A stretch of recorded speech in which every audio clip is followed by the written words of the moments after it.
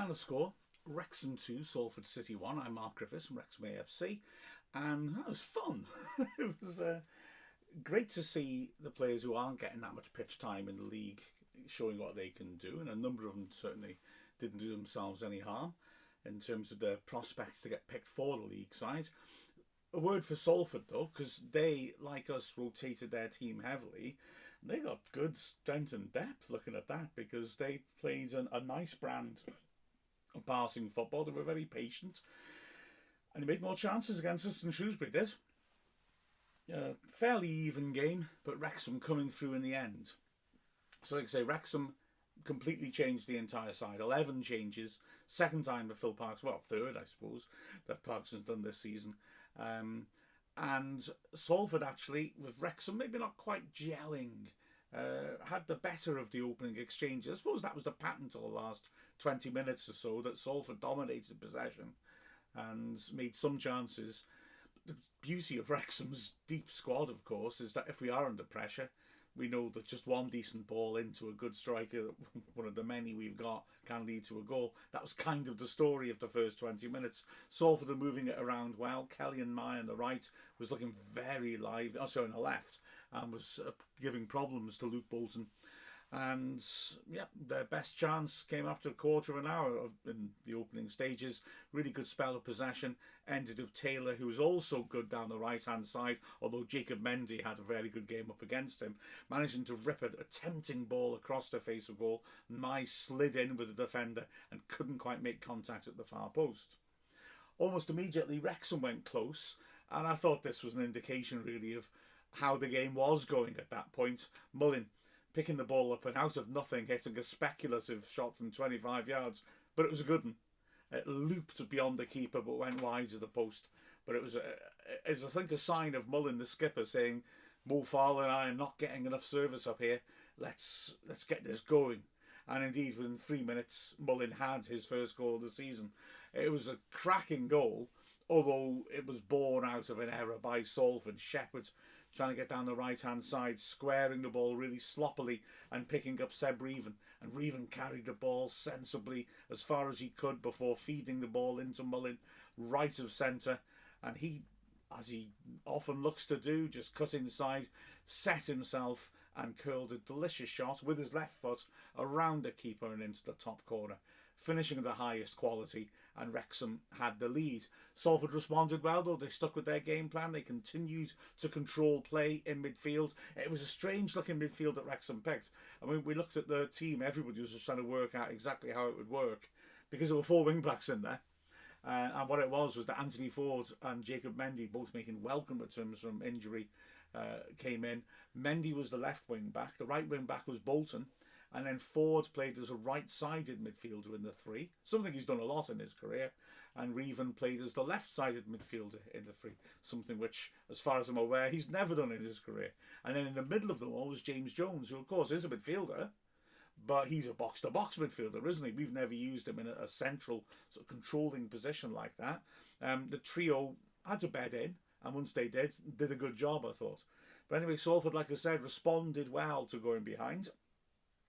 They made a chance when a free kick was whipped into the round the penalty spot, and Kouassi, well, no, beg your pardon, closer than that, it was about 6 yards out, and Kouassi got up between his men, had a free header and put it over. I've got to say, often you think, oh, the ball's come a bit high, it looks bad that you've missed from fairly close in, but, it was difficult to get to. Didn't think so on this occasion. I think Kouassi just misjudged it and put a really good chance well over. But they continued. As half-time got closer, Garbus had a free kick from about 25 yards out, maybe a bit less, which the wall deflected just wide. I suspect it would have really tested Burton had it been on target and not taken that clip. And then 5 minutes before the break, Lund, who worked hard in midfield and was always trying to offer angles, hit a shot from 25 yards. He went for placement, didn't quite get it right, but still it was a testing shot, and Burton did well to come across and palm it over the bar. The second half, similar pattern, and then in the 63rd minute came the equaliser. Mai, breaking down a left, beats Bolton. Bolton thought the ball had gone out of play, but I don't think it had, and Mai, having done that, fed in a good ball to the half-time substitute, Adelakan, who popped her off nicely to his strike partner, McElhaney, and he was very calm in the box. He just took it on and slotted the ball past a helpless Burton. So Salford were back in it, but Wrexham responded well. There was an opportunity 5 minutes after that goal. Bolton breaking in and cutting inside, hitting a really powerful cross shot. Mullin lunging into the 6-yard box in front of an open goal, just couldn't get a proper contact on it. He put it over. It was a difficult chance. This is what I'm talking about before. It was an absolute full stretch. In fact, he had to stretch so much to reach it. He actually turned his back on the ball as it came in and just tried to strain himself as close to goal. And he made contact, but he just couldn't keep it down. But Wrexham responding well, and then came substitutions. And I've got to say, we used all 5 of our subs, and the substitutions really worked. I mean, we had a very strong bench of players who played last Saturday, plus Harry Ashfield and Aaron James. And yeah, the substitutions freshened us up and raised our quality, I thought. So basically, Mullin, Ford and Mendy, the 3 players coming back from injury, made way in the 68th minute and were replaced by Ollie Palmer, Ollie Rathbone and Max Cleworth. Cleworth going into a holding midfield role with James Jones stepping up to his more usual box-to-box role. And immediately we looked good. Immediately we got on top, and the last 20 minutes belonged to us. Rathbone doing well to find Farl, who in turn helped it on, and Reven breaking down the left-hand side, threateningly burst past his men with his pace, but from a tight angle tried to drive it in and drove it into the side netting. Half the ground thought it was in, but it wasn't. Then Reven, with an excellent free kick from deep, swept into the goal mouth. Farl dived for it, glancing contact when he needed something a bit further, and it went wide of the post. He was really disappointed with himself at not hitting the target. You could see that by his body language. And then he got subbed just to rub salt in the wounds. And this double sub also made a difference. Barnes coming on for Bolton, and Harry Ashfield coming on for his second appearance of his professional career for Farl. So Ashfield playing off Palmer. And oh my word, what a home debut for him. He was effervescent. He's terrific. Really lively, running at defenders, wanting to get involved in everything. And he did ever so well. 83rd minute, Wrexham got the winner. Reven again with quality, this time from the corner, sweeping it in. The keeper got blocked off, and Boyle was able to rise at the far post, only a couple of yards out, and head it into the empty net. And Wrexham had that lead. Reven, I've got to say, his delivery was very, very good. That was his second assist of the match. And Wrexham, looked to be enjoying themselves then. It became a bit end-to-end, but we were the side that looked like we had something to offer as the game got stretched. Ashfield feeding the ball in, Cleworth doing brilliantly to poke a return pass when he was under pressure, and Ashfield driving on from about 30 yards to the edge of the box and hitting a rasping shot that went just over the bar. In added time, there was one last chance for Salford. They brought on Cole Stockton, who of course had a pretty anonymous loan spell with us, but since then has gone on to score loads of goals. He came on up front and he had a chance. First minute of 4 added on. Tom Edwards ripping in a terrific cross to the near post. Stockton got there first, but it was hard to tell if he got a poor contact or no contact, but the ball whizzed across the face of goal and it was a goal kick. In fact, it was Wrexham who had the last effort on goal.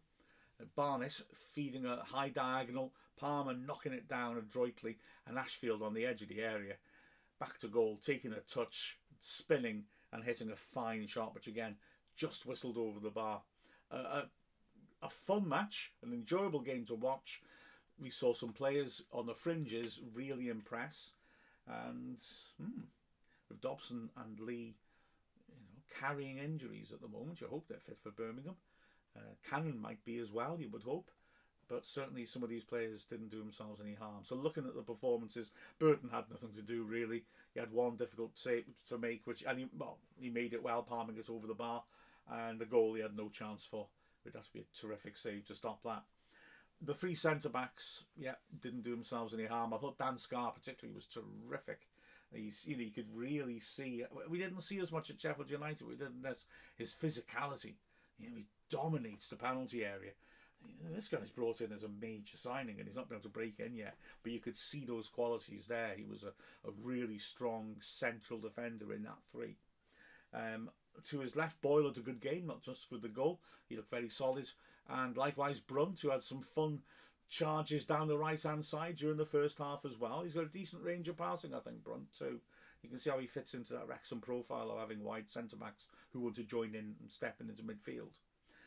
The wing-backs, Bolton didn't have the happiest time defensively against his old team, and Mai was lightning, and Bolton picked up a yellow quite early on as well. And so it was a little bit of a challenge for him. Mendy looked excellent, really strong defensively. As I said, Taylor was trying to take him on round the outside constantly and rarely got a cross in. Mendy was very good defensively and linked up nicely in attack too. In the middle of midfield, like I said, that rather unorthodox midfield, but they did well. Ford, I like Ford. He's a good technical player. And I hope he gets to show he's fit and get that registration. I think this would have been a decent step towards that. But he was, he did a good, solid job on like I say, in one of the flank positions in the midfield three, and used the ball intelligently. I thought Jones was good, played a real discipline. Like I said, he wants to drive up and down, but he knew that wasn't what they were using him for on this occasion, and he was nice and tight in that defensive role. A little bit more of a defensive midfielder maybe than we usually have in our team.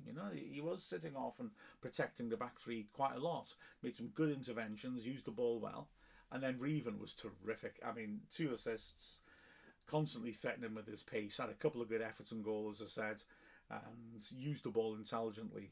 Good stuff from Reven. I really, really liked him. And when he went out to left wing back, where halfway through the second half and Mendy came off, he again was still a constant threat and getting around the outside and causing issues. Up front, well, Mullin, great to see him get good minutes under his belt. Great to see him get that goal. What a beauty it was. And apart from that, it was just typical Mullin, chasing everything, trying to make things happen. Farl had an interesting debut. He was really trying to link up, and some of the things he tried were cute and worked. Some didn't. So he was a little bit up, a bit of a curate's egg performance, but he did all right. Didn't threaten the keeper really, though. That's the next stage you want to step onto. But you can see what we've identified there. He's quick and he's strong. He wins a decent amount of headers, and I think he's going to be an interesting acquisition. The substitutes, like I said, I think really turned the game. They're fresh legs. Rathbone working like crazy. He's got a decent turn of pace on him as well, driving on in midfield. Cleworth was tremendous as a defensive midfielder. He's done it before. I remember him being the best Wrexham player by a distance on the pitch at Ibrox when we played in the Tunnocks Caramel Wafer Cup. And he was excellent in that role. He was really good. His interceptions were terrific, kept stepping in. His passing was excellent. Wow. He's such a prospect at centre-back, but frankly, he's such a prospect at central defensive midfielder as well. Wow. Ashfield came on. He was terrific. I've said what I want to say about him really, but he was lively. He liked to drop off. He could play alongside Palmer too. Nice striker's instinct with that second effort when he turns and hits it. He just was so sharp, and you could see he was enjoying himself out there. He looks technical. He wants to join in with moves and interact with players and find little angles for passes. It's very, very exciting home debut. Palmer came on up front and again did really well. Set up a couple of chances for Ashfield. The two of them linked together. In fact, in a way, I would have been interested to see Farl alongside Palmer for longer than the 10 minutes they got, because I think we're seeing a lot this season and the end of last season just how easy it is to link up with Palmer. Mullin's got a great combination with him. Now Marius is combining brilliantly with him, and it would have been interesting to see if Farl could have fed off him a little bit. But Ashfield again certainly did. And then Barnett didn't have that much time really to do anything on the right hand side, but did break forwards a couple of times using his pace, got a couple of balls into the box too. So that was fun. We're in a very strong position in that group now, and I've only played one game. Off the top of my head, I think I'm right in saying that if we beat Wolves at home in our next game, they're under 21s, we're through with a game to spare. So good stuff, and a lot of players got minutes in their legs. Some may be used at Birmingham, who knows. But that was a very enjoyable match. Our 4th biggest ever LDV crowd too. That's quite something when you think about it. You see the stadium sort of 2/3 full, and you think, oh my gosh, that's a shock. We get sellouts now. Listen to me. What am I saying? It's unbelievable, isn't it? But yeah, it was a fourth biggest ever crowd in this tournament. Not bad. So, very good. The final score of Wrexham 2, Salford City 1. I'm Mark Griffiths from Wrexham AFC.